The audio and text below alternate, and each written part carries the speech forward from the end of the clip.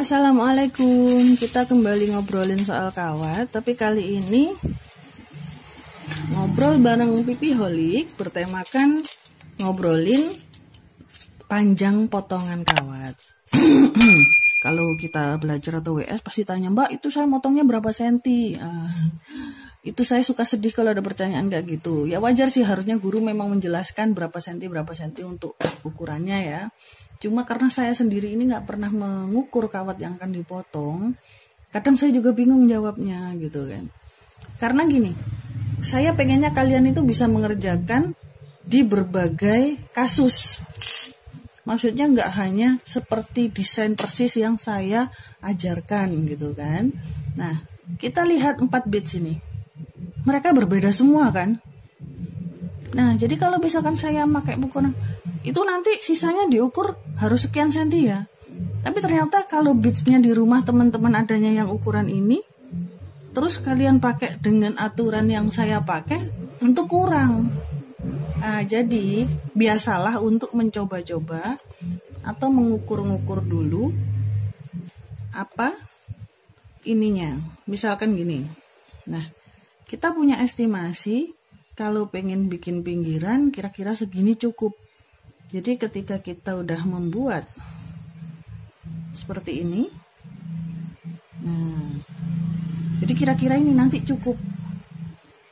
Kalau kita udah terbiasa mengira-ngira seperti ini, maka tidak perlu lagi lah kita bingung-bingung mengukur berapa senti untuk memotong ini, berapa senti untuk memotong itu. Nah, oke, seperti ini ya. Biasanya saya sebeginikan seperti dulu karena biar mudah nanti. Baru kita padatkan. Dan jangan lupa selalu merapikan ujungnya. Kerapian merapatkan ujung ini sangat penting karena hubungannya sama kenyamanan pemakai. Oke.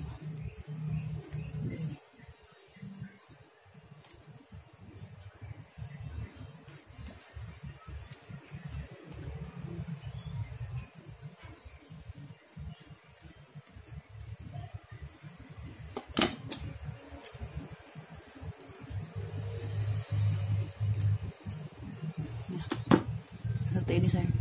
Nah, saya suka ring yang kecil. Saya suka ini yang kecil.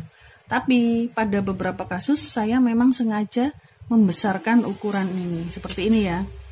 Kan saya memang di sini desain saya adalah saya ingin bitsnya kecil-kecil dan kawatnya ini nampak. Saya memang ingin menampakkan kawatnya. Jadi saya sengaja untuk memanjangkan ini agar aksen kawatnya lebih kental.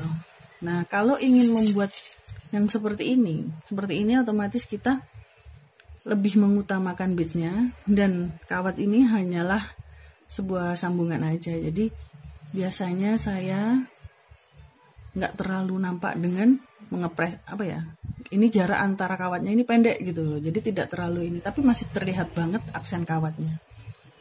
Karena kalau cuma sekedar menyambung-nyambung aja, buat apa kita bernama wire jewelry kan?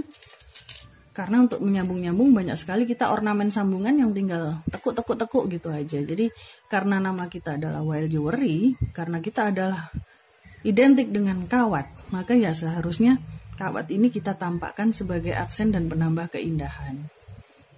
Begitu. Jadi ketika saya ini tadi memasangkan ini ke bits ini, tentu ukuran kawat yang saya butuhkan berbeda ketika saya mengikat mereka. Ini kecil dan ini panjang. Nah, begitu. Jadi sebenarnya makanya itu ketika membuat sesuatu, kalau sudah terbiasa nanti sisanya segini pasti cukup gitu kan. Lebih-lebih dikit nggak apa-apa. Yang penting jangan sampai kurang. Tapi kalau kurang juga nggak masalah sih sebenarnya. Kita masih bisa mengatasi dan menjadikan sesuatu yang lain, nggak harus tapi kalau memang kita sudah berencana ya memang terpaksa kita harus membuang kawat atau menggantinya. Oke. Selanjutnya apa ya? Sebenarnya itu tadi tentang memotong. Mungkin saya ngasih contohnya hanya di ketika kita mengikat ini, tapi ini berlaku untuk semua bentuk ya. Jadi kalau memang ingin membuat yang seperti ini atau ingin membuat seperti ini. Oh ya, kemarin ada yang nanya, apakah ada ukuran baku untuk ukuran lingkaran ini atau loop ini gitu kan? Nggak ada kebakuan harus ini itu. Kembali lagi, kita ingin produk kita menjadi seperti apa. Kalau pengen memberikan aksen ring seperti ini ringnya sengaja saya besarkan karena memang saya ingin aksen. Tapi bisa juga saya ada pernah bikin tapi nggak ada ya barangnya. Ringnya kecil, bisa. Ring kecil itu lebih kuat dari ring besar. Kenapa? Karena untuk dibuka begini ring kecil sangat sulit sekali.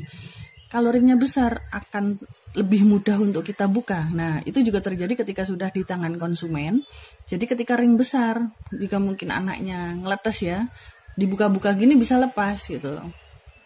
Tapi kalau ring kecil, dia jauh lebih kuat daripada ring besar karena membukanya harus pakai tang. Nah, begitu. Oke. Semoga bisa dipahami ya. Hanya sedikit tips-tips dari saya yang mungkin receh banget. Tapi semoga bisa membantu kalian untuk menghasilkan karya-karya cetar yang mungkin bisa disukai dan diminati oleh banyak pihak. Dan alhamdulillah semoga laris. Oke. Sampai ketemu di ngobrol bareng Pipi Horik selanjutnya.